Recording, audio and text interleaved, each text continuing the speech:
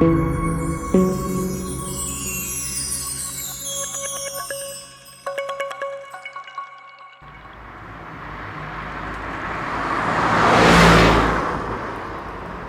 so get this.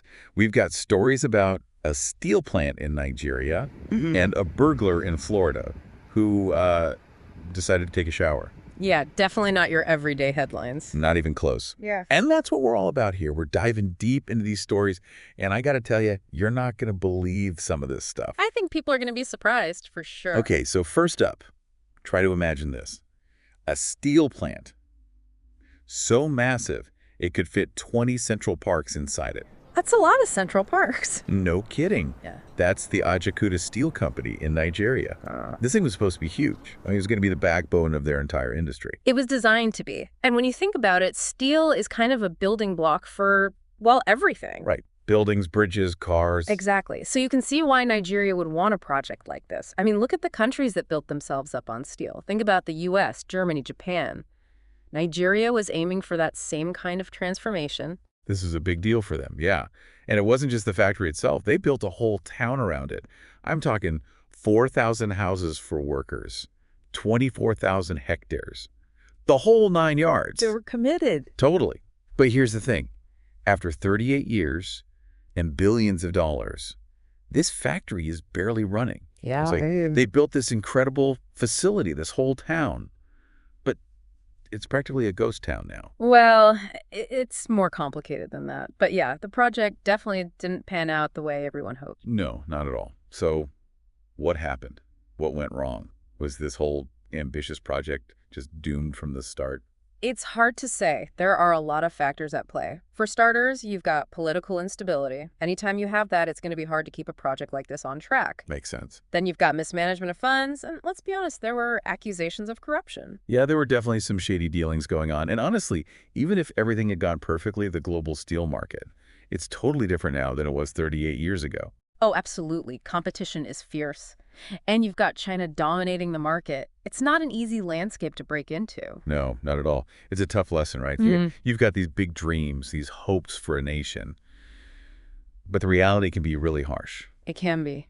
And this isn't just a Nigerian story. It speaks to the challenges that so many developing countries face, trying to break into these global markets that are dominated by the big players. You're absolutely right. It's a much bigger conversation about globalization and, who gets to benefit from it. Exactly. It makes you think, right? I mean, have you ever poured your heart into a project only to see it stall out? Yeah. Never really get off the ground? What separates the success stories from the ones that just never quite get there? It's tough to say. Sometimes it's the planning or the execution or the resources. And sometimes, let's be honest, it's just plain luck. Or bad luck, I guess. Timing, too. Maybe they started this at the worst possible time. Who knows? All right, let's switch gears completely. We're heading to Florida, where a homeowner got a surprise they were definitely not expecting. They find a burglar in their shower. Wow, okay. But here's the kicker. He wasn't there to steal anything. What? He was just taking a shower? Yep. Okay, now, this is a head-scratcher. I mean, it totally throws a wrench in our typical understanding of burglary, right? We assume it's always about material gain. You expect to find your TV missing, your jewelry gone. Your laptop. Right. Not a stranger freshening up in your bathroom. And I mean, what was this guy thinking? Did he just really need a shower? It makes you wonder about, well, everything. It really forces us to look beyond the surface and ask, what constitutes normal behavior? And when and why do those norms break down? It really does. And get this, he even made himself a meal while he was there. No way! Seriously. So now I'm picturing this guy, fresh out of the shower, whipping up some pancakes, a gourmet 3-course meal. Okay, probably not gourmet. Probably not. But still, it's a wild situation. Yeah, you can't help but laugh, right? It is kind of funny, in a bizarre sort of way. But it also raises some serious questions about social pressures, maybe, mental health. What if this wasn't about malice at all? What if it was an act of desperation? A cry for help hidden behind a truly bizarre break-in? It puts a whole new spin on things, doesn't it? It really does. It makes you think. Have you ever encountered someone behaving in a way that totally defied your expectations? Like you just couldn't wrap your head around it? Oh, yeah, definitely. It happens. And it's a reminder that We don't always know what's going on in other people's lives. We don't always have the full picture. Exactly. It's like trying to solve a puzzle with missing pieces. It is. And just like a puzzle, sometimes you need to look at things from different angles to find the solution. Or, in this case, the understanding. Perfect analogy. And honestly, both these stories, the steel plant and the shower-taking burglar, they highlight the same truth.